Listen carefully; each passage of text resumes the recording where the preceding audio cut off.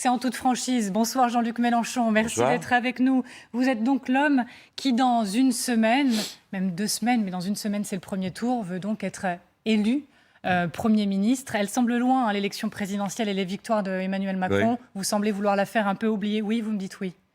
Je dis oui, ça paraît loin. Il y a même des gens qui trouvent que ce deuxième mandat est interminable. Pourtant, ça fait qu'1 mois. Oui, parce que ça a été une élection présidentielle qui tranchait rien. Tout le monde le sait. On fait semblant, mais tout le monde sait que ça n'a rien tranché, puisqu'il y a plus de gens qui ont voté pour M. Macron, pour empêcher Mme Le Pen d'être présidente, que par adhésion à ses idées. D'ailleurs, encore aujourd'hui, on ne sait pratiquement rien de son programme, à part la retraite à 65 ans et le travail forcé au RSA. Sinon, on ne sait pas. On ne sait pas ce qu'il veut faire vraiment. Et donc, il n'y a pas de passion qui a entouré le deuxième tour.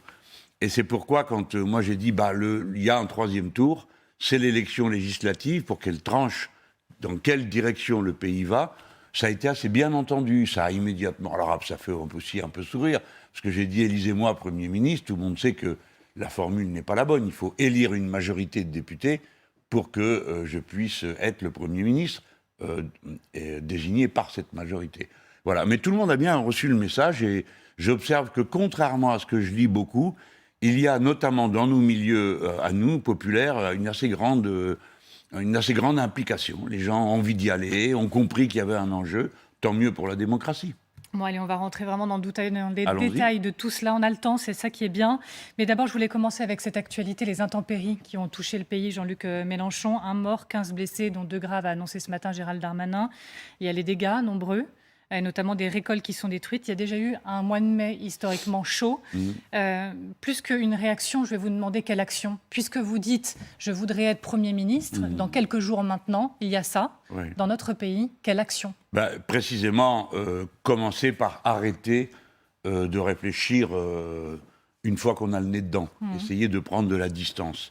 Je veux vous dire très solennellement que ces événements ne seront plus jamais rares. Ils vont être maintenant réguliers. Le changement climatique est commencé, il est irréversible.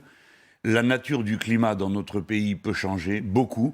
Si le courant qui longe nos côtes, le Gulf Stream, continue à ralentir, nous basculerons dans un autre régime climatique. En toute hypothèse, les zones de sécheresse vont être de plus en plus grandes en France, et nous aurons des épisodes d'immense chaleur, suivis ces catastrophes-là. Alors, ça dépend des régions. Quand on est à Lyon, on appelle ça un épisode cévenol. Quand on est sur la côte, on appelle ça un épisode méditerranéen. C'est-à-dire, tout d'un coup, il se déverse des trombes d'eau, et la terre qui n'est pas prévue pour en absorber autant d'un coup, la végétation qui n'est pas prête à ça, repousse tout, et ce sont des fleuves de boue et des dévastations. Donc, il y a un plan de long terme. Premièrement, nous devons dorénavant avoir une force, à mon avis, civile, disponible pour être mobilisée chaque fois qu'il le faut pour aller à la rescousse. Vous voyez bien, là, il y a les pompiers, ils sont débordés, quoi.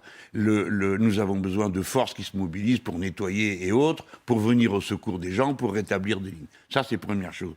Deuxième chose, il faut que nous nous occupions du cycle de l'eau d'une manière sérieuse, c'est-à-dire lutter contre les mésusages, lutter contre les gaspillages, pour qu'on arrête de contribuer au dérèglement du cycle de l'eau. Ce sont des mesures, à la fois, les unes sont dans l'urgence, les autres sont dans la durée.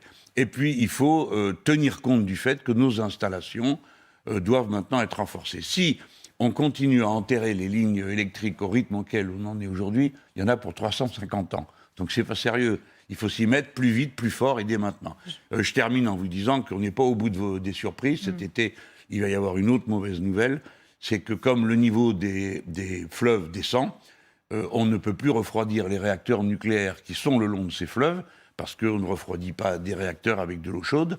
Et donc, nous allons avoir encore une crise de la production énergétique. Et voilà Jean-Luc Mélenchon qui va aussi accroître l'inquiétude autour des prix de l'alimentation, puisque cela risque d'aggraver encore les prix dans les supermarchés, dans les rayons, pour les consommateurs français. Alors, comme je vous lis, vous le savez, Jean-Luc Mélenchon, sur le blocage des prix, vous allez me dire, le coût du petit agriculteur, on me le fait souvent.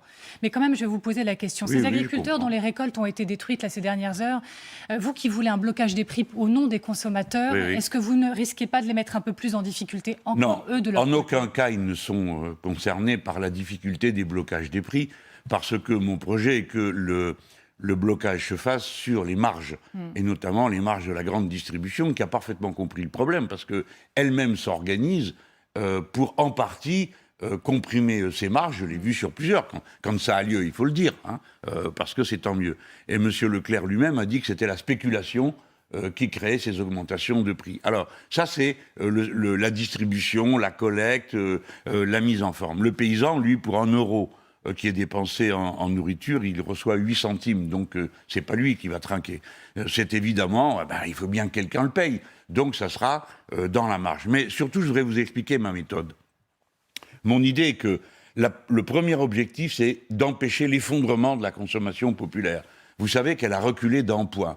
Vous savez que la croissance de notre pays est égale à 0 aujourd'hui. Je ne suis pas un amateur de la croissance de tout et n'importe quoi, mais là, nous sommes dans la difficulté. Je la considère comme elle est.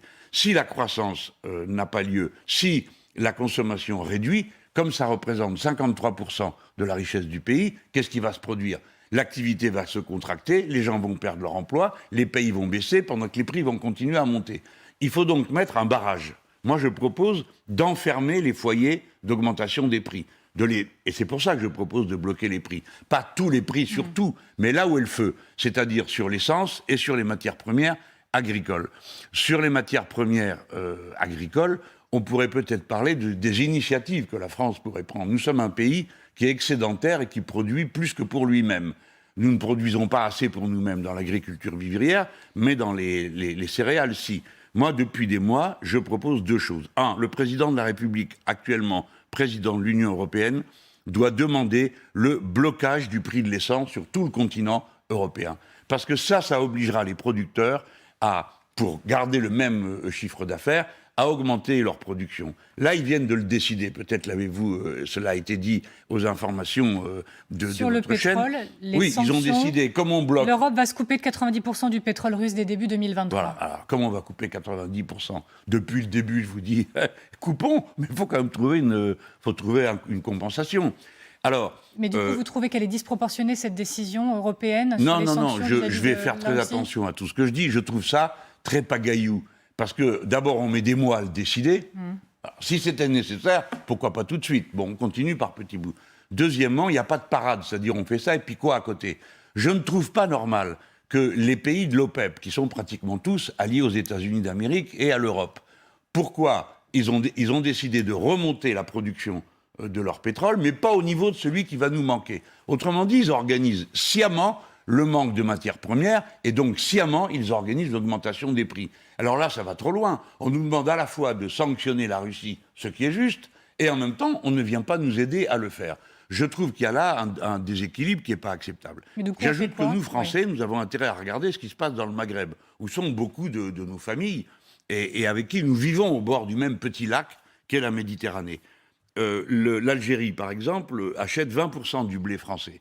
Moi, je dis depuis le début, commençons d'abord par bloquer et réquisitionner les productions en France, pas celle de cette récolte, c'est déjà fait, mais la suivante, de manière à pouvoir, 1, avoir ce dont on aura nous besoin, qu'on ne vienne pas nous dire on l'a vendu ailleurs, et 2, de le vendre à des prix honnêtes à nos partenaires du Maghreb. En échange de quoi, eux, pourraient nous vendre du gaz et du pétrole à bon prix. C'était ma question. Je résume pour nos téléspectateurs. On est passé du pétrole à la guerre des céréales, parce que c'est aussi l'un des grands enjeux du moment.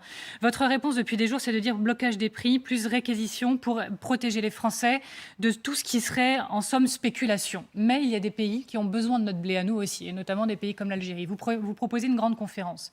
Ma question, c'est de dire, vous rencontrez l'Algérie demain, vous demandez un deal à l'Algérie, on vous donne du blé si vous nous laissez du gaz et du pétrole, on négocie sur les prix, comment ça marche ? Nous, on ne donne rien. Pardon, je vous reprends au vol. On échange, on fait du commerce. Du troc. Bon, du commerce ou du troc, non, on paiera tout ça en monnaie. On ne va quand même pas échanger des quintaux de blé contre des litres de pétrole. Mais je propose d'abord qu'il y ait une conférence européenne. Ne faisons pas chacun de notre côté ce qui nous passe par la tête. Mais il y a urgence. Oui, mais nous, déjà, les Français, on fait les 2 choses. Si les autres ne veulent pas se réunir avec nous, tant pis. Mais nous, en tout cas, on doit commencer la discussion avec les Tunisiens, les Algériens, les Marocains, parce que nous sommes liés à eux, par nos familles, par notre vie. Puis écoutez, disons les choses comme elles sont. Est-ce que c'est notre intérêt que ça soit une pagaille totale dans le Maghreb, parce qu'il y manque la matière première de la vie de tous les jours ? Non. Donc, mieux vaut prévenir que guérir les conséquences d'un tel désastre. Donc on s'adresse au gouvernement, prenons l'exemple de l'Algérie, et on lui dirait, écoutez, vous nous achetez tant tous les ans, le reste, vous preniez aux Ukrainiens et aux Russes, tout ça est bloqué dans les ports ukrainiens. Alors les Russes, hypocritement, disent, nous, vous pouvez sortir les bateaux, tu parles, le port est miné. Et qui va le déminer? Ça peut être que l'Ukraine, la Russie ou la Turquie, c'est les accords internationaux. Bon, donc c'est pas prêt de bouger. Tout ça pour dire que le blé dont a besoin le Maghreb, il n'est pas prêt de sortir de l'Ukraine. Donc nous voyons tout ce qu'on peut mettre à la disposition prioritaire du Maghreb en le lui vendant, et en échange, nous leur demandons de nous vendre, eux, du pétrole et du gaz à des prix qui soient des prix non spéculatifs. Voilà, il me semble que on peut avoir un bon accord. Et donc, dans les mesures, là, c'est sur le moyen terme, j'ai envie de dire, à l'échelle du conflit qui va très vite malgré tout, mais dans les mesures d'urgence pour les consommateurs qui nous regardent. Le président de la République, il s'est à nouveau exprimé sur ces mesures de pouvoir d'achat ce week-end, une interview à la presse écrite, vous l'avez vu. Donc, il réaffirme le chèque alimentaire, il le veut simple et versé en une fois, et la ristourne de 18 centimes sur les carburants qui sera prolongée en août. Jean-Luc Mélenchon, vous êtes dans l'état d'esprit d'une victoire qui vous permettrait d'être élu Premier ministre. Mais permettez-moi d'évoquer l'hypothèse de l'échec pendant quelques instants. Vous n'arrivez pas à être Premier ministre. Vous êtes dans l'opposition. Votre groupe voterait contre les mesures du gouvernement ? C'est pas comme ça qu'on se posera la question. On se posera la question de savoir ce qui est utile et ce qui ne l'est pas. Le chèque alimentaire, par exemple, c'est pas une solution durable. Mais nous l'avons proposé en mars de l'année dernière. Et à l'époque, LREM n'en voulait pas. Bon, vous voyez, ils ont changé d'avis. On n'ira pas voter contre quelque chose qu'on a nous-mêmes proposé. Et c'est pas parce que les autres se réveillent toujours après l'heure que, bon... Voilà. Alors, après, les autres mesures du gouvernement, elles sont dérisoires. C'est pas comme ça qu'il faut faire. Regardez bien ce qu'il est en train de faire. Il dit, vous allez faire votre plein, allez, je vous bloque le prix. La dernière fois qu'il l'a bloqué, ça avait déjà augmenté. Pour le gaz, c'était de 60%. Bon, je vous bloque le prix... et puis on verra après. Mais qui paye entre ? Ils l'ont dit, monsieur le maire l'a dit. La différence que vous n'aurez pas payé, vous, comme consommatrice, c'est le budget de l'État qui va le payer. C'est fort de café. Le trésor public sert à alimenter le trésor public, le trésor privé, en passant par vous. C'est-à-dire, moi je dis, allez-y madame, c'est vous qui donnez les sous à Total. Non, c'est Total qui va serrer la ceinture.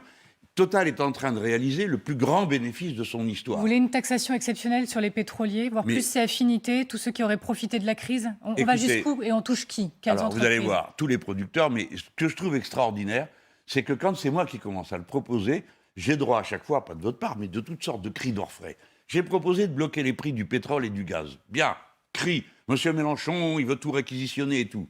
L'Espagne et le Portugal le font. Qu'est-ce qui se passe ? Même la Commission européenne a dit c'est une situation de crise. Voilà maintenant 3 mois que je dis il est temps que les profiteurs de crise mettent la main à la poche et payent une surtaxe, un surimpôt extraordinaire. L'Angleterre, qui est quand même pas un pays communiste, M. Johnson est un libéral grand 1, a décidé de surtaxer les producteurs de carburant. Alors, écoutez, est-ce que pour une fois, on ne peut pas commencer par les choses raisonnables et finir par les sottises, si on veut à tout prix ? La chose raisonnable, c'est de dire que quand on est en crise, tout le monde se serre les coudes. Et donc, on met à contribution ceux qui ont le plus. Les gens n'en peuvent plus. Enfin, il faut quand même s'en rendre compte. Une mesure, en tout cas une demande, en fait. C'est un appel formulé par Amélie de Montchalin ce matin au grand jury, RTL, Le Figaro, LCI.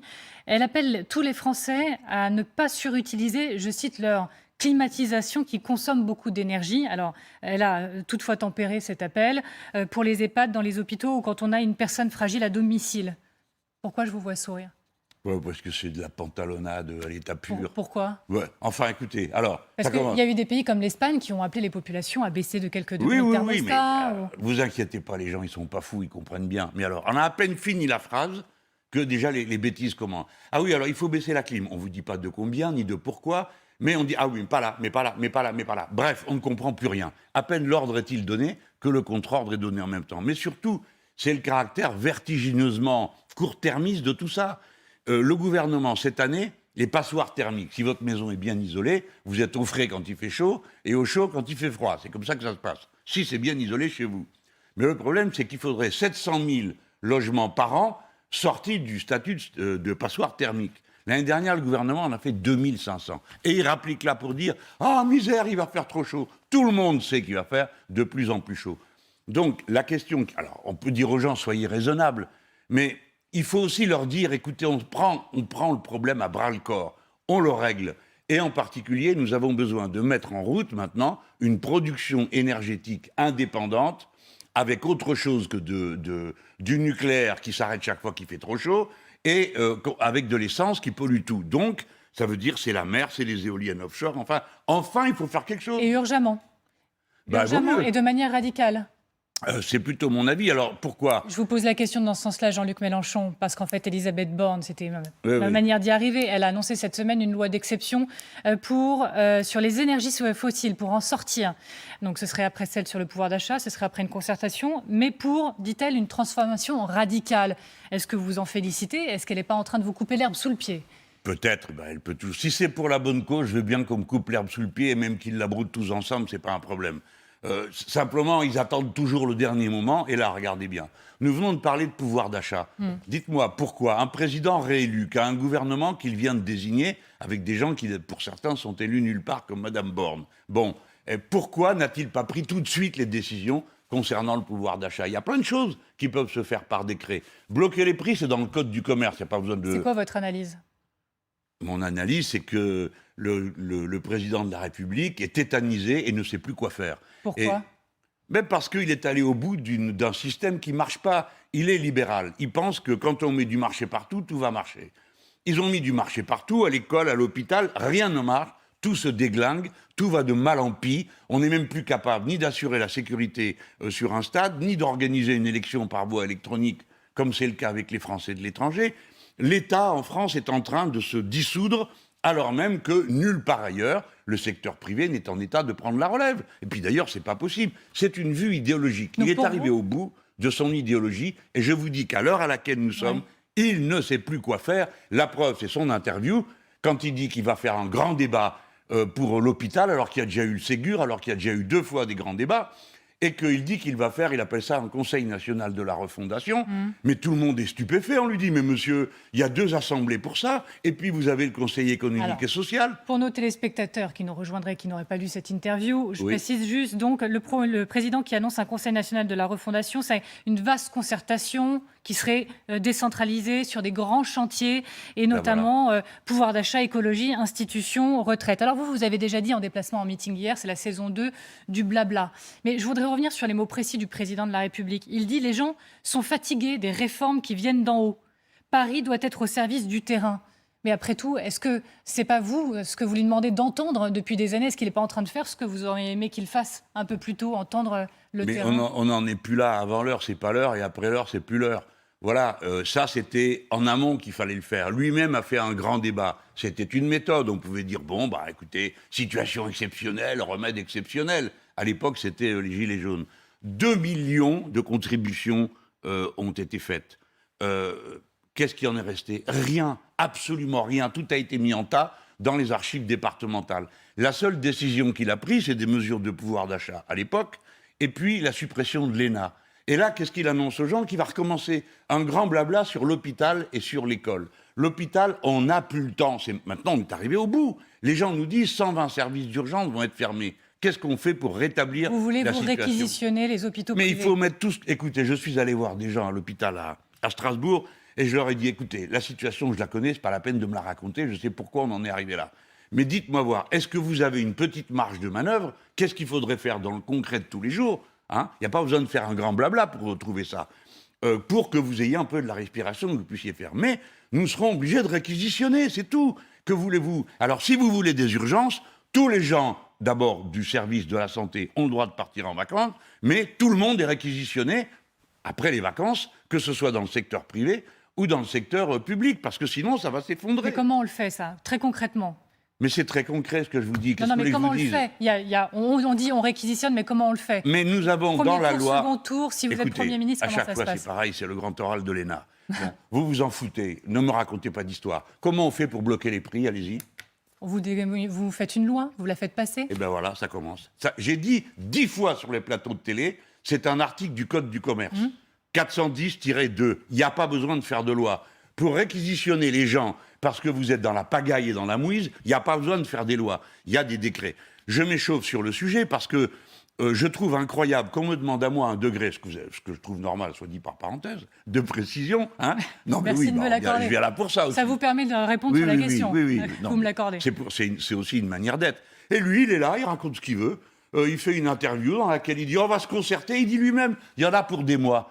Mais dans des mois, ça sera la catastrophe. Est-ce que vous dites comme d'autres que c'est une manière de contourner l'Assemblée nationale ? Alors, ça fait partie des critiques là. C'est clair que nous sommes, lui et moi, sur le sujet, c'est vrai, en contradiction complète. Moi, je suis pour que l'Assemblée nationale joue le rôle numéro 1. Et même pour qu'elle joue un encore plus grand rôle. Si je suis le Premier ministre, ce que je peux dire, c'est que les présidents de commission des assemblées, les deux, et le Conseil économique et social, pour une part qui sera la sienne, auront un rôle pratiquement aussi important que les ministres. C'est-à-dire que l'initiative parlementaire doit continuellement alimenter l'ordre du jour des assemblées, parce que les parlementaires, c'est ce qu'on a de meilleur pour être le plus près possible du terrain. Comme ça discute beaucoup dans les commissions, souvent les propositions viennent de l'un, de l'autre, de l'opposition, de la majorité, et on peut arriver de cette façon-là à formuler des projets qui ne sont pas consensuels, racontons pas d'histoire. On ne tombera jamais tous d'accord dans ce pays. Bon, c'est comme ça, on est comme ça, c'est la démocratie. Mais il y aura beaucoup de choses qui seront proposées en commun. Donc moi, je veux que l'Assemblée joue le plus grand rôle possible. Et je redis que dans tous les pays d'Europe, on désigne le président. Dans tous les pays d'Europe, il y a un président, ou des fois il y a un roi, mais il joue la même fonction. Il désigne celui qui a été ou celle qui a été proposée par la coalition majoritaire. Donc là, celui qui est proposé, c'est moi. Et par conséquent, comme Premier ministre, je ferai ce que je suis en train de vous dire. On va revenir sur la manière dont les choses pourraient se passer si effectivement vous obtenez la majorité. Mais juste, ce conseil, il s'arrêterait notamment sur la réforme des retraites, si je comprends bien, si je suis bien le président de la République. Mais il a précisé un calendrier de mise en application. Comment ? Je dis, je vous admire, parce que si vous arrivez à bien comprendre comment fonctionne un truc où il vous dit qu'on va discuter largement, mais que de toute façon tout est plié en 2023 et que ça sera 65 ans... Alors là, il ne redit pas 65 ans, et Elisabeth Borne, il y a quelques jours, a dit que ce n'était pas un totem. Mais en tout cas, ce qu'il dit, c'est mise en application été 2023. Est-ce qu'en donnant cette date, il est en train de faire aussi votre calendrier de vos futurs combats ? S'il gagne, mais il va perdre. Parce que, si vous voulez, mettez-vous à la place, dans les milieux populaires, non, ça, ils en ont assez vu, ils ne peuvent plus entendre parler de lui. Mais dans les milieux, si vous voulez, comme on peut dire, la classe moyenne, moyenne supérieure, quelle raison a-t-elle de se mobiliser pour un tel homme ? Alors on peut toujours leur faire peur en leur disant avec Mélenchon c'est l'hiver nucléaire et les sauterelles qui arrivent, mais ce sont des gens instruits, ils sont capables de comparer, de regarder les programmes. Bon, le mien est chiffré, le sien ne l'est pas, le mien a été introduit dans la matrice de la Banque de France pour confirmer nos chiffres et nos résultats, le sien on ne sait rien. Donc les gens qui réfléchissent se disent bon, c'est le tour du peuple quoi. Cette fois-ci, au moins que cet homme, en l'occurrence moi et ses amis, nous tire du pétrin dans lequel on est. On essaiera. Mais votre programme, il a été particulièrement ciblé, et notamment cette semaine. Je vais essayer de lister. Ce ne sera pas trop long ni trop douloureux, mais vous me direz ce que vous en pensez. Vous avez eu, vous savez, le rapport de l'Institut Montaigne qui dit que la facture de votre réforme des retraites approche les 100 milliards d'euros. Depuis, c'est 70 milliards d'euros sur le site. Le calcul a été fait. Mais on a vu, Olivia... Je peux vous interrompre. Allez-y. Bon. Il commence par dire 100 milliards en se trompant sur la moitié des chiffres. Puis, comme on fait remarquer, parce que nous l'avons fait, pas sur un plateau de télé, il n'y a pas de débat.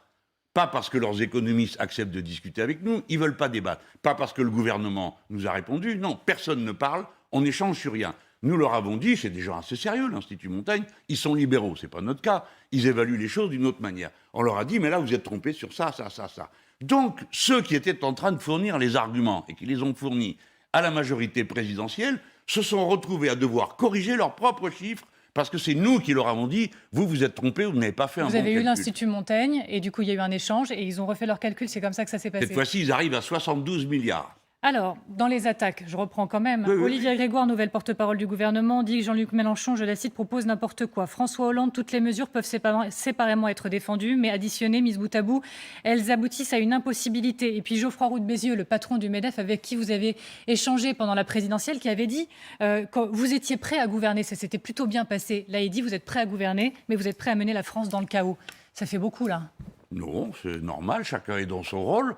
Ceux qui sont pour une politique libérale trouvent ma politique détestable et nous trouvons la leur détestable. Je suis obligé d'observer que M. Roux de Bézieux avait dit sur le plateau de France 2 il est prêt à gouverner, ça ne sera pas le chaos, comme disent certains. 2 mois après, il revient, il dit ça va être le chaos. Il pourrait nous faire la grâce de nous dire pourquoi. La masse des dépenses que nous prévoyons, supplémentaires, c'est 250 milliards d'euros. Toc, ça vient sur le grand nombre. Ces 250 milliards d'euros, ils donnent lieu à quoi? Des salaires, donc des cotisations sociales, et de l'achat, parce que les gens ne font pas des stocks d'actions, donc ça donne de la taxe et ça donne de l'impôt sur le revenu. À la fin du circuit, ça produit 267 milliards d'euros. Ce n'est pas moi qui l'affirme tout seul. Quand on met tous mes chiffres dans la matrice de la Banque de France, c'est ça que ça donne à la sortie. C'est donc un circuit qui part de l'idée que le principal moteur doit être la consommation et le bien-être populaire, les besoins, et pas l'offre. Le but n'est pas de faire baisser sans arrêt le prix des marchandises pour en vendre davantage, comme le croient les libéraux, parce que ça ne sert à rien. Et je vais vous en donner une preuve, et je mets au défi tous les gens là que vous venez de citer, de montrer que je me trompe. La somme qui a été donnée aux entreprises, comme ils disent, c'est-à-dire à quelques-unes et les plus grosses, c'est 150 milliards depuis 10 ans, par an. 150 milliards, avec les crédits d'impôt ceci, les suppressions de cela, et ainsi de suite. 140. C'est exactement le déficit du budget de l'État. Autrement dit, tout l'argent dont on a privé l'État pour le donner à ces gens a donné comme résultat 0. C'est-à-dire un déficit d'un côté et de l'autre, pas d'investissement, pas d'emploi et des licenciements partout. Alors, admettez qu'à la fin, on finisse par dire on peut peut-être changer de méthode. Il y a une autre attaque récurrente ces dernières heures vous concernant et venant de la majorité, c'est le procès en autoritarisme. Emmanuel Macron, je le cite à nouveau, j'ai lu le programme de la NUP, le vôtre. Ils y citent 20 fois le mot taxation, dit-il, 30 fois le mot interdiction, ce qui donne une idée assez claire de l'esprit du programme. Et il s'interroge, c'est un projet de liberté sans doute, ça ne va pas rendre les gens fous, ça. Et puis alors Bruno Le Maire y est allé aussi, déjà... communautariste, communautaire, autoritariste, dit-il de vous. Non mais attendez, là vous faites la liste d'une série d'insultes et je suis censé répondre à quoi? Sur l'autoritarisme. Bon, l'autoritarisme, je ne sais pas de quoi on parle, c'est pas moi qui me réunis en conseil de défense secret comme il le fait lui, c'est pas moi qui fais gazer les gens à coups et matraquer ceux qui n'ont pas de train à la gare de l'Est, c'est pas moi qui fais matraquer, c'est pas moi qui ai éborgné 32 personnes, alors ça va, hein, l'autoritarisme. 21 lois déposées par la majorité présidentielle en 5 ans, d'accord, qui réduisent les libertés collectives. Nous avons eu la honte de passer dans le classement international dans les pays à la démocratie incertaine. Alors, doucement avec certains arguments. Par contre, il y en a d'autres qui doivent être pris. Alors, c'était quoi le début? Bon, communautarisme, passons. Vous voyez, communautarisme, regardez cette manie de montrer du doigt toujours les quartiers populaires. Et puis, on le fait de manière vicieuse. On n'ose pas dire, qu'est-ce qu'il y a? C'est quoi votre problème avec les quartiers populaires? Hein, c'est les musulmans. Il faut à chaque fois les montrer du doigt. C'est pourquoi il dit communautarisme. Or, il se trouve que les quartiers populaires, au premier tour, ont beaucoup voté pour moi, ça c'est vrai. Et au deuxième tour, ils ont beaucoup voté pour M. Macron pour ne pas avoir Mme Le Pen. Alors au deuxième tour, c'est plus du communautarisme. Pourquoi refuser aux gens le fait qu'ils votent pour leur propre dignité? Pourquoi réduire les gens à une seule dimension, leur adresse? Ce n'est pas supportable. Alors, vous avez répondu là, il y a un certain nombre de critiques. Je voudrais juste qu'on s'arrête aussi. Mais la première, c'était quoi? Elle était pas mal. De Emmanuel Macron. Elle était pas mal, finalement. Ben voilà. J'ai lu le programme de la NUP, a dit Emmanuel Macron. Oui, les interdictions. Voilà. Il dit 20 fois le mot taxation, 30 fois le mot interdiction, ce qui donne une idée assez claire de l'esprit du programme. Voilà. Alors, ça, c'est typique d'un libéral. Hein, quand lui donne la liberté, donne des sous, sans demander aucune contrepartie à la grande entreprise qui peut prendre l'argent, le distribuer en dividendes et licencier les gens, là, c'est de la liberté profitable. Quand moi je dis nous allons interdire le glyphosate parce qu'il empoisonne les gens, il les empoisonne, d'accord? L'OMS a dit que c'était cancérigène, probablement.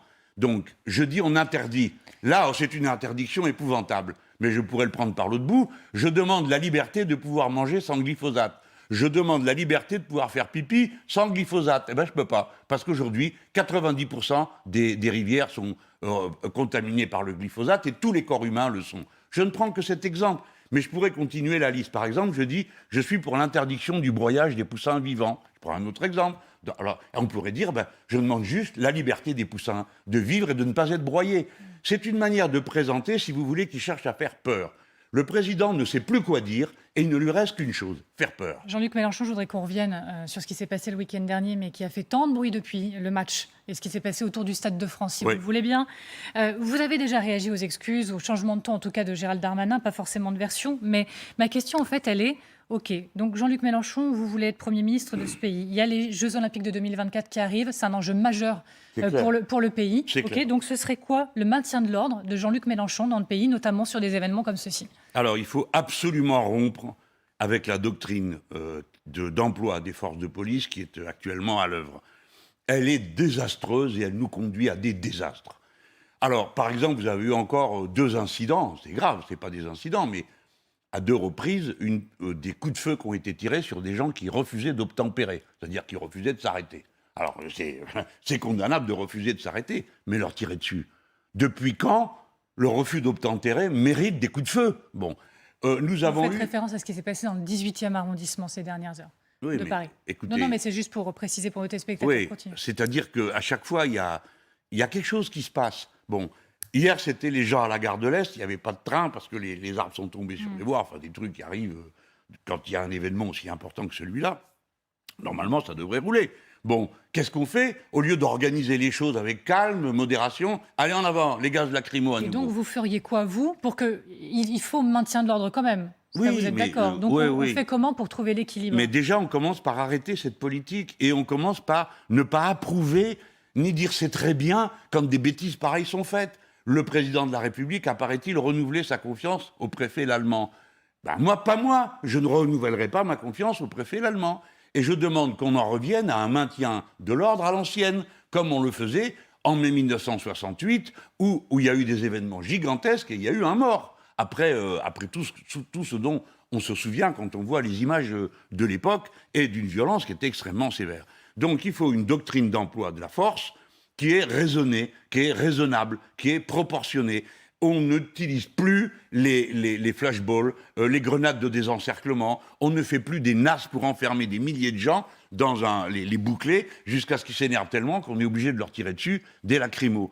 Il faut revenir à une pratique beaucoup plus accompagnatrice des événements que avoir pour unique but, si ça se passe pas bien, on tape dans le tas. Je ne suis pas d'accord avec cette conception irrespectueuse des citoyens. Nous ne sommes pas des enfants, et alors les enfants non plus, on ne doit pas les dresser, mais on ne nous dresse pas à coups de lacrymo et à coups de matraque. Les gens entendent les raisonnements. Si les policiers disent « passez pas par là, passez par là », en général, les gens le font. Vous avez toujours 1 ou 2 énergumènes, on peut les isoler. Non, on n'est pas obligé de monter à chaque fois au paroxysme de la violence. Est-ce que ce qui s'est passé, c'est aussi un problème de délinquance? Je vous pose la question parce que c'est Mathieu Hanotin, qui est maire socialiste de la ville, qui a déploré un problème de délinquance.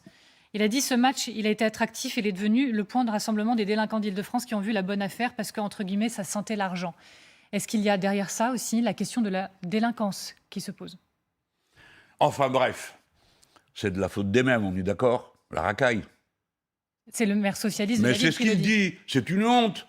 C'est une honte qu'il parle comme ça. Tout le monde a vu que ça n'a rien à voir. Une nouvelle fois, il s'agit de montrer du doigt. Je préviens Mathieu Hanotin, il n'y a pas de pacte possible entre nous sur le fait qu'on laisse dire n'importe quoi parce qu'il serait socialiste. Nous ne sommes pas d'accord avec cette façon de parler des populations. En tout état de cause, vous avez toujours, quelles que soient les circonstances, vous avez des gens qui sont là, toujours. Mais ce n'est pas eux qui ont créé le désordre de ce stade. C'est quand même incroyable. C'est une organisation pitoyable. C'est un effondrement du renseignement. Ce sont les mensonges des dirigeants qui ont prétendu qu'il y avait 40 000 personnes qui avaient des phobies. On n'a trouvé que 2500. C'est d'abord une faute d'organisation. Pourquoi aller s'en prendre? Au lieu d'essayer de traiter un problème en trouvant la manière de le régler, on va chercher un angle qui le rend encore plus compliqué. Est-ce que, je vais élargir le propos, je détache un tout petit peu du match, mais est-ce que pour vous, le droit à la tranquillité doit être placé au sommet des enjeux régaliens? Je vous pose la question parce que c'est François Ruffin qui a publié un texte sur Facebook, c'était mardi, qui dit « Être de gauche, ce n'est pas fermer les yeux là-dessus ». Il a fait un texte comme une forme d'échange avec des membres, des citoyens, des membres de la population, un texte sur le calvaire quotidien vécu dans les bars HLM, rodéo, trafic de drogue, etc. Il dit « Être de gauche, ce n'est pas fermer les yeux là-dessus, au contraire, c'est garantir cette paix à tous les citoyens ». Est-ce qu'il a raison? Bien évidemment, c'est ce qu'il faut faire.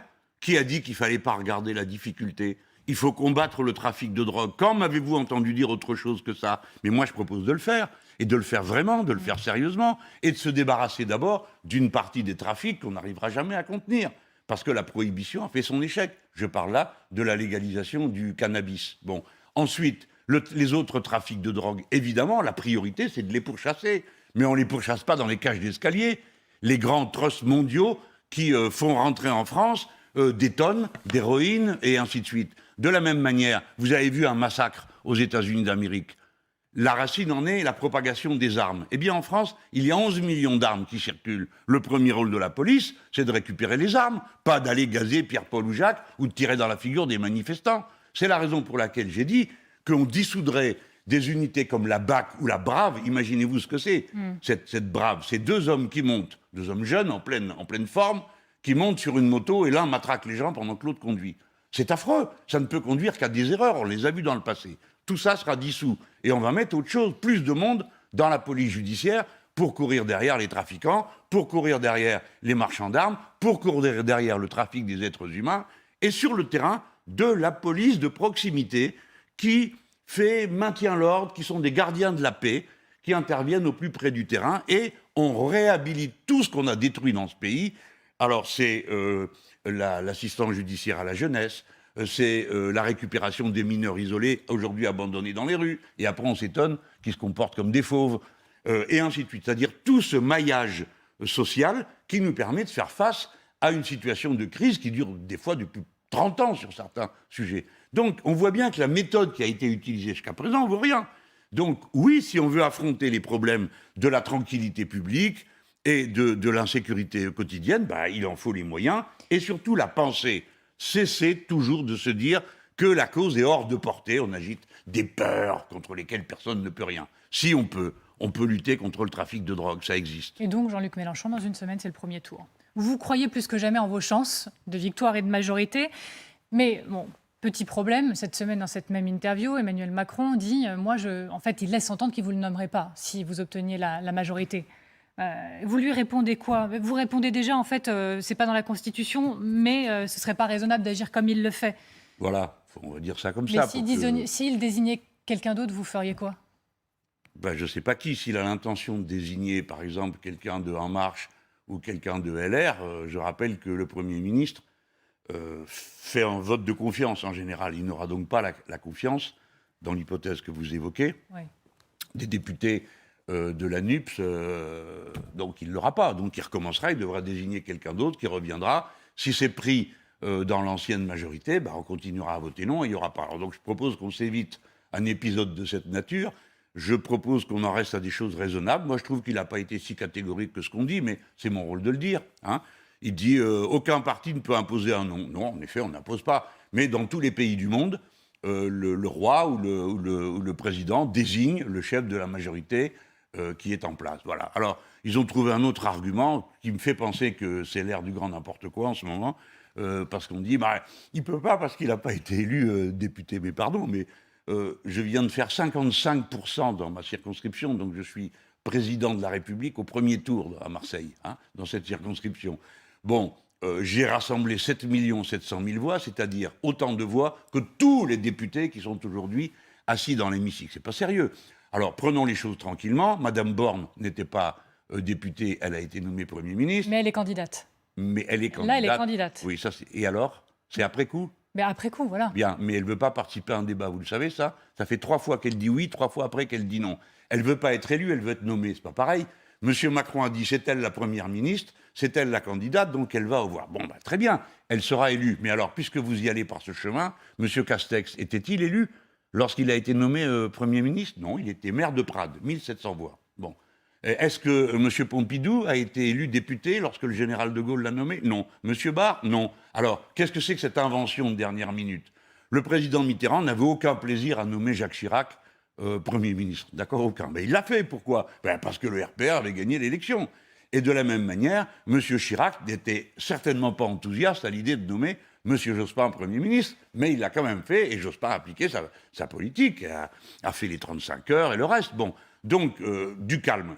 Ça ne sert à rien de se payer en plus une crise institutionnelle. Mais si elle a lieu et que le président veut la déclencher, il donnera l'impression qu'il ne supporte jamais la démocratie. Je pense que ce serait une erreur de sa part. Il a tort. Quel Premier ministre vous pourriez être, Jean-Luc Mélenchon? Avec quel gouvernement, pour commencer, peut-être? J'ai lu le JDD aujourd'hui, et j'ai même lu sur votre blog, Jean-Luc Mélenchon, tout est prêt pour gouverner. Donc forcément, ça nous inspire. Dans le JDD, un fidèle raconte, le week-end dernier, vous avez passé beaucoup de temps au téléphone pour passer en revue la manière dont vous composeriez vos ministères. Vous auriez même parlé de Bercy, où il faudra un ministère de la justice fiscale. Clémentine Autain dit que vous avez en tête une architecture et même un casting. Donc voilà, je vous pose la question. C'est quoi votre éventuel futur gouvernement? Alors oui, j'ai en tête, heureusement, je suis quand même un responsable, c'est dans 15 jours. Imaginez-vous que j'explique à tout le monde qu'on va arriver à l'exercice du pouvoir, et puis dimanche prochain, je dirais, attendez, maintenant, j'ai besoin d'un petit mois pour mettre au point mes affaires. Non, j'y réfléchis. Et vous savez très bien que la règle, c'est qu'on n'en parle pas quand on réfléchit à ces sujets. Il y a des formes que je veux respecter. Je les respecterai. Normalement, le Premier ministre propose au président une liste pour un gouvernement. Bon, on va respecter les formes. Je ne vais pas aller annoncer avant, on va faire ci, on va faire là. Et puis, il y a beaucoup de choses qui doivent être affinées, mises au point. Il faut qu'on sente bien dans la manière dont on le constitue, que c'est un gouvernement qui veut dire quelque chose. Je vais vous donner un exemple. La santé. Bon, moi, je ne suis pas ni directeur d'ARS, ni directeur d'hôpital. Bon, je sais que je vais arriver avec une crise d'urgence à traiter. Je pense qu'il faut mettre en responsabilité à la santé des gens qui ont la pratique de l'organisation de la santé, des urgences, de ces choses-là. De même, nous allons avoir à nouveau cet été le problème des EHPAD qui va faire réapparaître que le très chaud, ça ne convient pas non plus aux plus anciens. Bref, donc ça, c'est des sujets sur lesquels je vais me dire il faut trouver des gens qui sachent le faire et qui connaissent le métier de l'intérieur, parce que voulez-vous, on est dans une telle situation d'urgence qu'on ne peut pas se permettre d'y mettre des gens qu'on pourrait. Vous pourrez vous nommer vous. Bon, au bout d'un mois, vous n'y arriveriez. Mais on n'a pas un mois. Non, je dirais un mois, oui, parce qu'on est entouré, il y a une administration, il y a... Bon, mais là, on n'a pas le temps. Il faut qu'on ait des praticiens. Je pense que ça, c'est un exemple.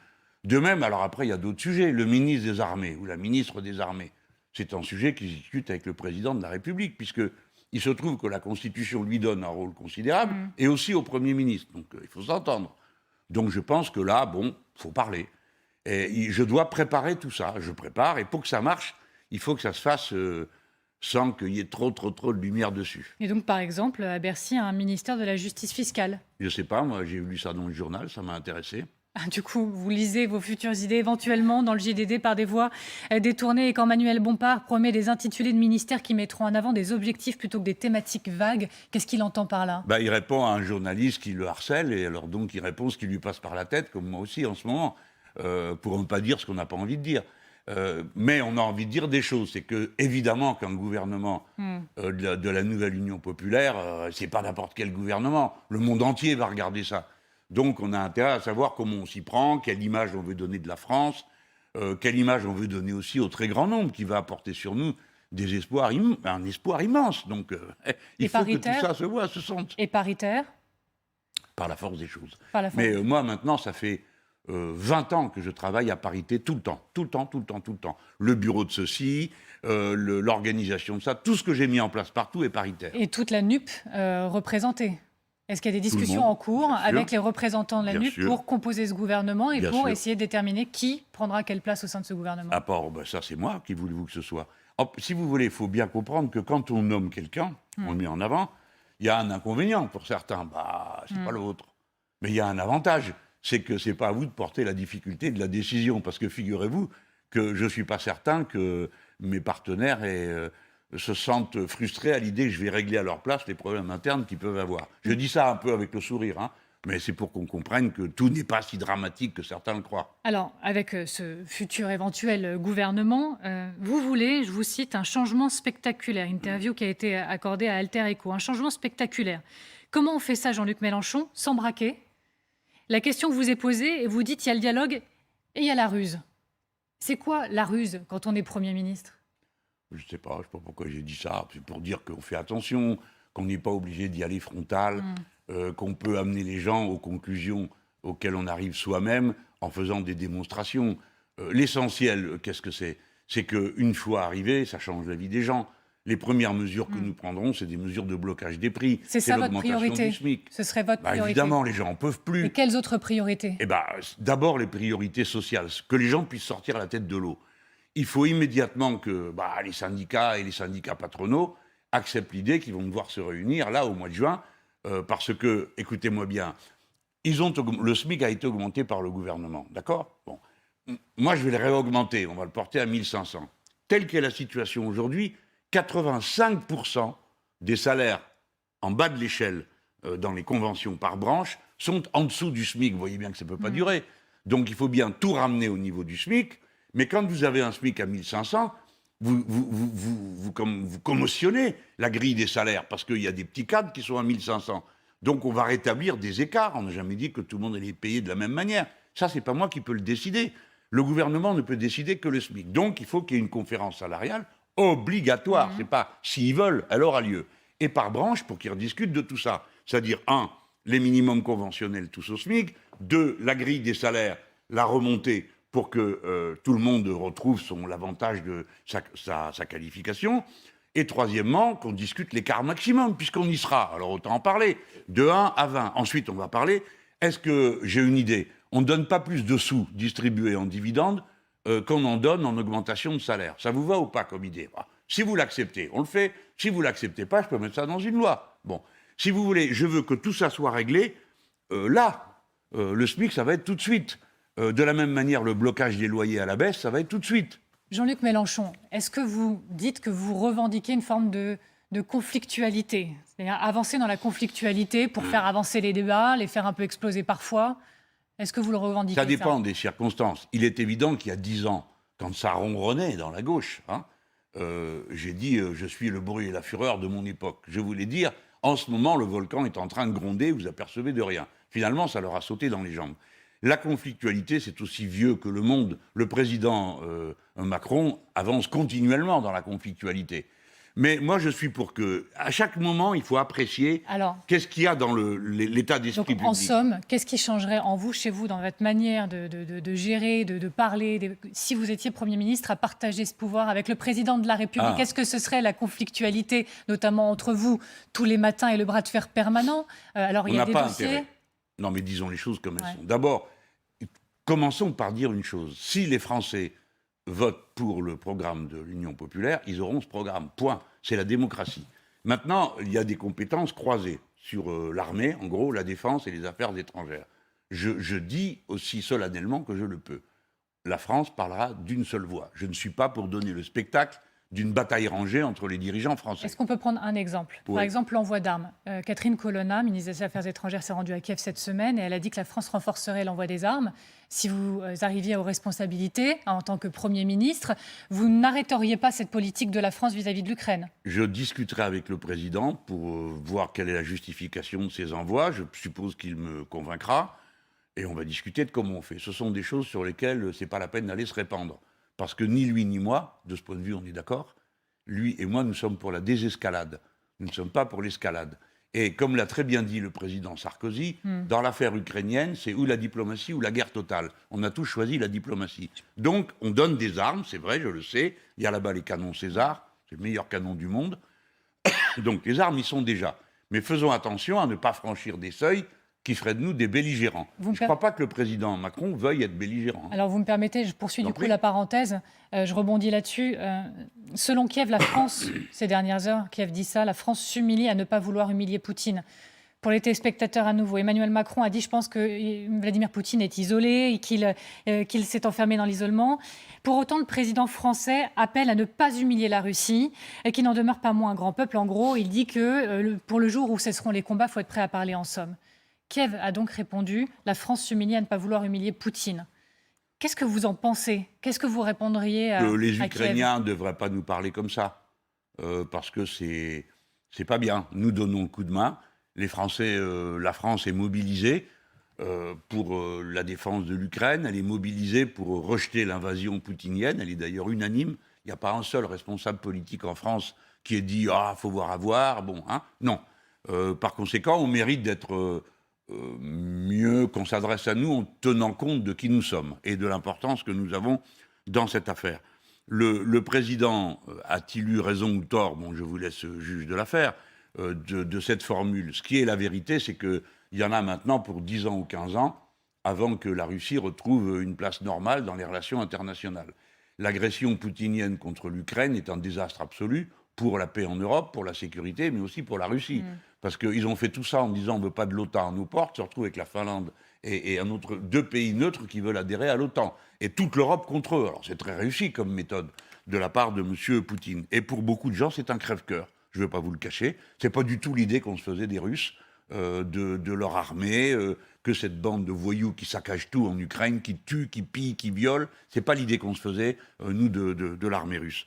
Donc tout ça, ça fait que il y en a pour quelques années avant qu'on se retrouve dans une situation ordinaire. Après, il y a quelque chose que je partage, je pense, avec le président Macron, c'est que ce n'est pas notre rôle non plus d'aller pousser les Russes dans les bras des Chinois pour qu'il y ait un bloc en face de nous. Hein. Il vaut mieux que les choses soient un peu plus diffuses, parce que nous, Français, on n'est pas si nombreux que ça. Mais la grande question, c'est comment on fait ça ? C'est comment on la parcourt, cette ligne de crête ? Comment ? Précisez votre question. Pour à la fois pointer du doigt les Russes, leurs actions, etc., et ne pas pousser la diplomatie mondiale dans une tectonique. Point numéro 1, il doit dégager de là. Il doit sortir d'Ukraine, il doit remballer son matériel.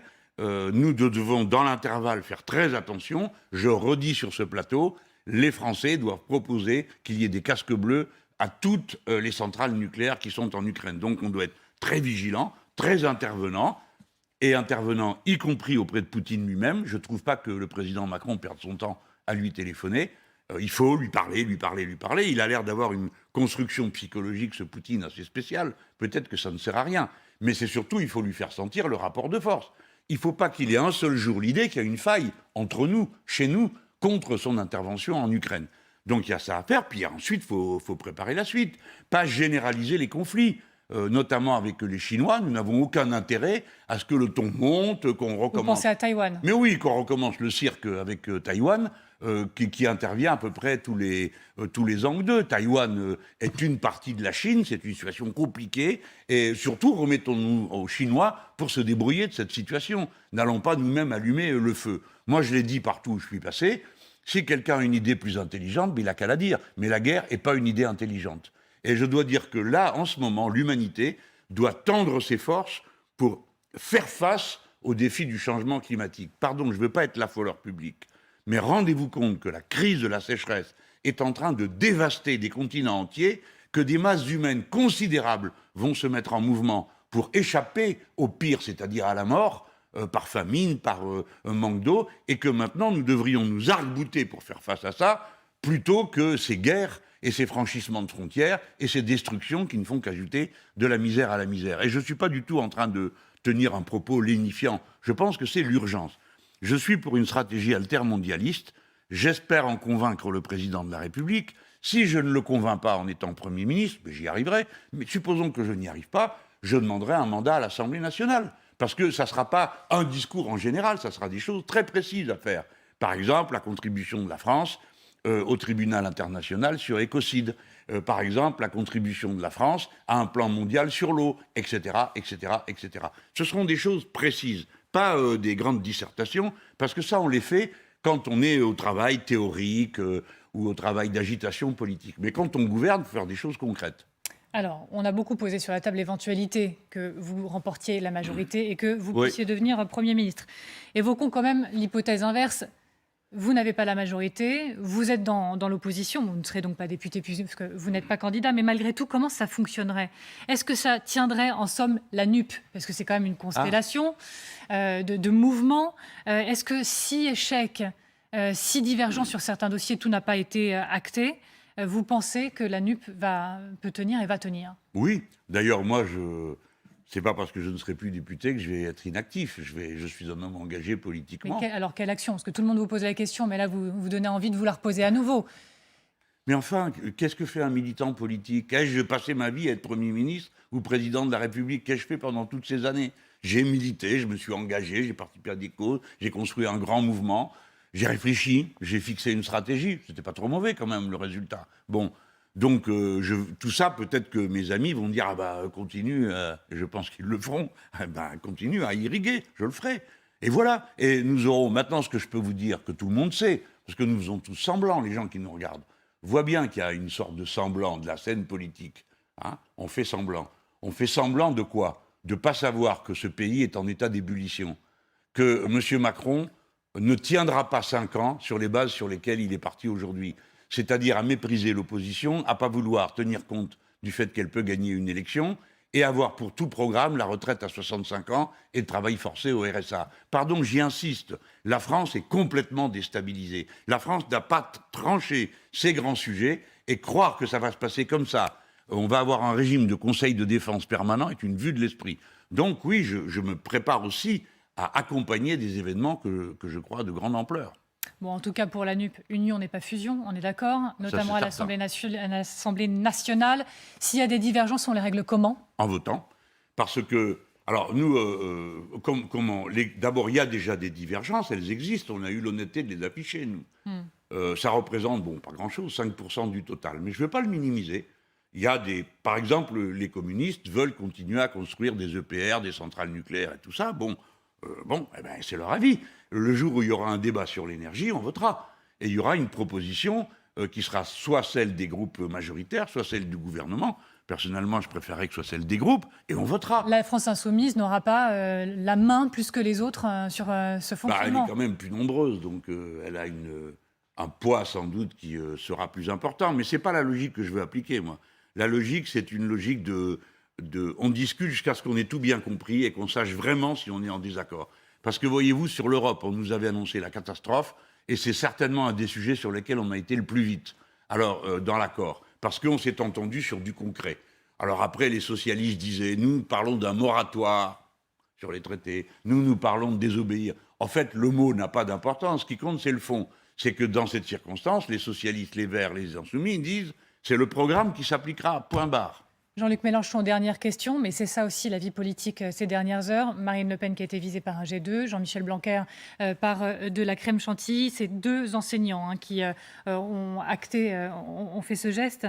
Est-ce que vous dites qu'il y a une aggravation de la situation, c'est-à-dire de la violence à l'égard des élus ? Et si oui, comment on y remédie ? Non, moi je dis, alors en plus je me dis c'est les enseignants, je suis d'autant plus surpris. C'est inacceptable, les amis. Non, ça ne peut pas être le mode. 2 enseignants alors qu'ils faisaient campagne. Non, moi, j'ai été enfariné. Ils vont comparaître le 4 juillet. Pardon ? Ils vont comparaître le 4 juillet, bon. 2 enseignants. Ouais. Alors, déjà, quand le président de la République a été giflé, j'ai pris position en solidarité avec lui à l'époque. Hein. Et je l'avais fait auparavant avec Mme Le Pen, qui avait été menacée de mort. Et là, il semble qu'on lui ait lancé aussi quelque chose. Je ne suis pas d'accord avec ça. Et je réexprime ma solidarité. Je ne suis pas d'accord avec le recours à la violence. Et je vous demande de bien réfléchir aux conséquences de ce que vous faites quand vous faites ça. D'abord, vous donnez un exemple qu'on peut régler par la violence, ce qui peut se régler. Ça vous coûtait rien de crier des slogans. C'était pas plus fatigant d'avoir un bon mot plutôt que de jeter un œuf ou de la crème. Parce que le résultat, c'est quoi ? C'est qu'après, le moindre responsable politique est obligé d'évoluer, entouré de gens qui le protestent. Et moi, personne ne me protège et je veux pouvoir vivre dans la sécurité de la relation aux Français. Vous avez eu tort de faire ça et je demande à tout le monde de ne pas recommencer ce genre de choses parce que ça ne nous mène nulle part. Jean-Luc Mélenchon ? Je me fâche, hein ? Jean-Luc Mélenchon, c'est là-dessus que nous allons nous séparer. En fait, il faut que j'explique, c'est Daniel Cohn-Bendit qui vient d'applaudir, qui va arriver pour le duel. C'est l'heure pour moi de vous remercier, Jean-Luc Mélenchon, oui. À une semaine du premier tour des élections législatives, d'avoir été notre invité. Merci, madame. Bonne soirée. C'est donc l'heure du duel, vous l'avez entendu. Hein. Eh ben alors, on est bien d'accord.